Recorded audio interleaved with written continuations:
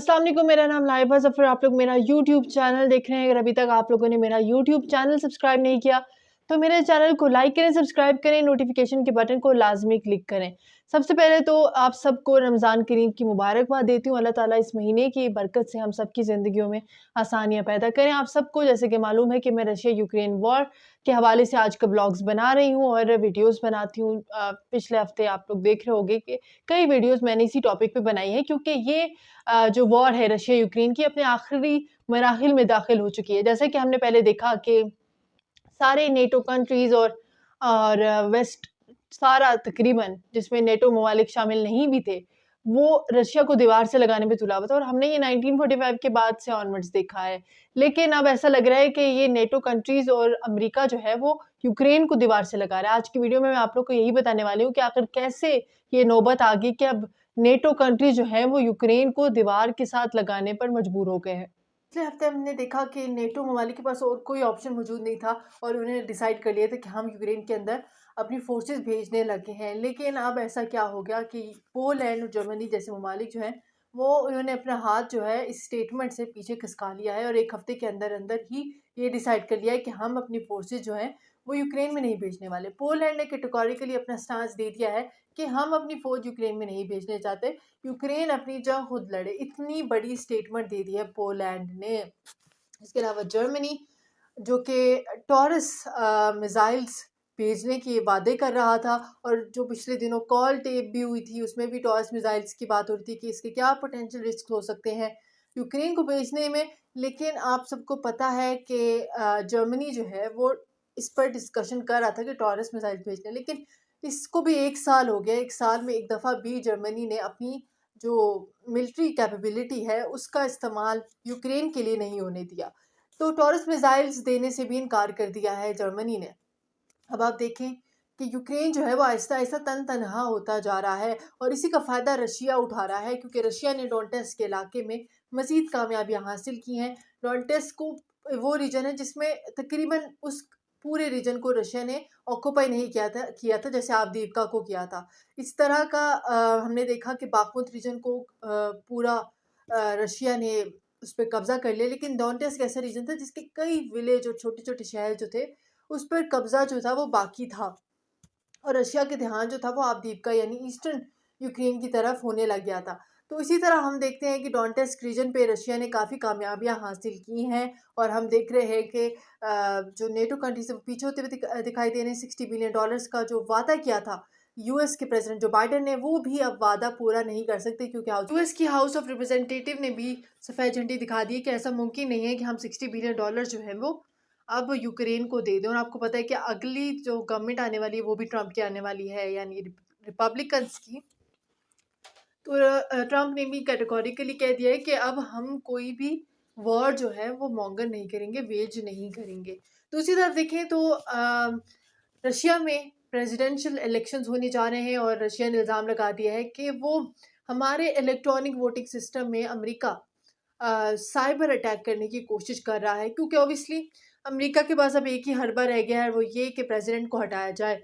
जब से ये वॉर स्टार्ट हुई है तो प्रेसिडेंट पुतिन के खिलाफ बहुत ज़्यादा प्रोपेगेंडा किया गया। कभी कहा गया कि वो मरने वाले हैं, कभी कहा गया कि वो बहुत बड़ी बीमारी में मुब्तला हो चुके हैं, कभी कहा गया कि जो व्लादिमीर पुतिन है उनको हटा दिया जाएगा। लेकिन अब वो 6 टाइम उनके प्रॉस्पेक्ट जो है वो बहुत ज़्यादा पॉजिटिव नज़र आ रहे हैं, वो इलेक्ट हो जाएंगे। अगर हम प्रेसिडेंट व्लादिमीर पुतिन के जो ट्रैक रिकॉर्ड है, पिछला रिकॉर्ड देखें कि कब से वो जो क्रेमलिन को रूल कर रहे हैं, क्रेमलिन के चीफ हैं, तो आपको बताऊं तो 1999 में वो एक्टिंग प्रेसिडेंट के तौर पर सबसे पहले गवर्नमेंट में आए थे, क्रेमलिन में आए थे। उसके अलावा 2000 में वो इलेक्ट हो गए थे प्रेसिडेंट की तरह, प्रेसिडेंट के तौर पर। इसके अलावा 2004 में अगेन भारी मार्जिन के साथ वो इलेक्ट हुए थे और इसके अलावा 2008 में पुतिन जो थे वो प्राइम मिनिस्टर बने थे और उसके बाद 2012 में दोबारा से वो प्रेसिडेंट बने, फिर 2018 में प्रेसिडेंट बने। 1992 में ये एक रूल था कि 2 टर्म से ज़्यादा कोई प्रेसिडेंट नहीं बन सकता, लेकिन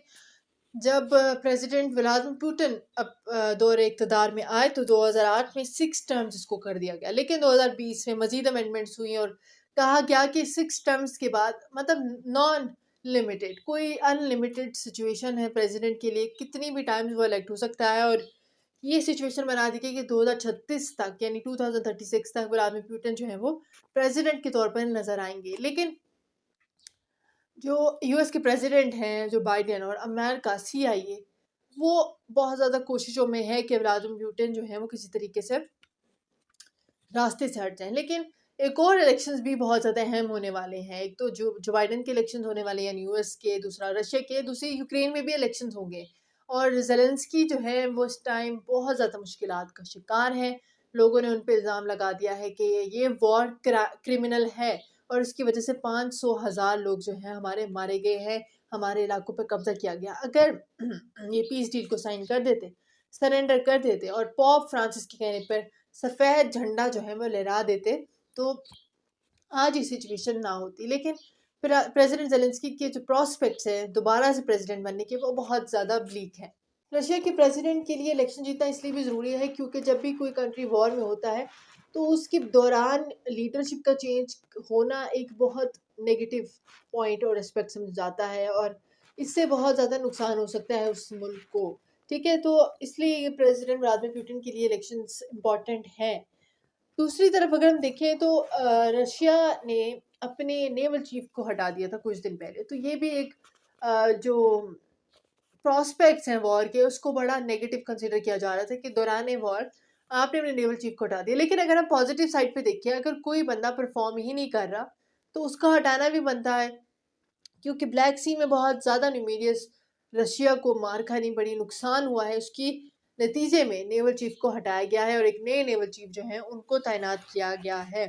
तो मैं तो इसको पॉजिटिव एस्पेक्ट से देखूँगी क्योंकि रशिया जो है वो इस टाइम एक वैसे तो ये वॉर होनी नहीं चाहिए थी लेकिन रशिया जो है उस टाइम हैवी हैंड में है। और रशिया जो है सेकेंड सबसे इंपॉर्टेंट न्यूज़ जो मैं आप लोग के साथ अभी शेयर करने वाली हूँ और वो ये कि रशिया जो है वो इस टाइम अपने ऐसे बॉम्ब्स को यूज़ कर रहा है जो न्यूक्लियर वेपन्स के बाद मोस्ट स्ट्रॉन्गेस्ट बॉम्ब्स हैं।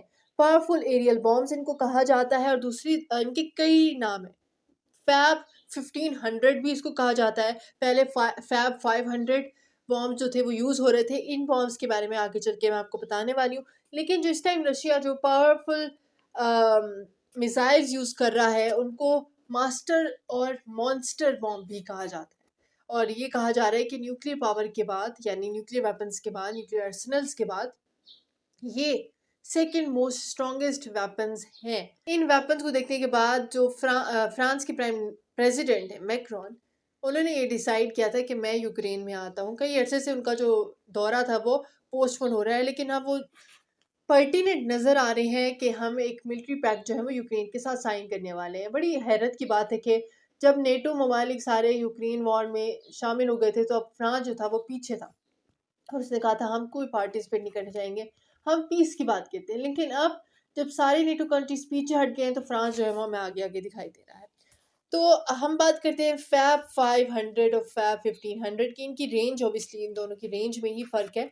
लेकिन फैब 500 पहले पाकमुत रीजन में रशिया जो है वो यूज़ करता है लेकिन अब फैब 1500 का इस्तेमाल करने लग गया जो कि मोस्ट पावरफुल कह सकते हैं कि सोवियत एरा के बॉम्ब्स हैं जो कि इस टाइम यूज़ कर रहे हैं। और इनके पास ये ताकत है कि 15 मीटर तक गहरा जो गड़ा है वो अ, खोल सकते हैं, तो इतने पावरफुल हैं।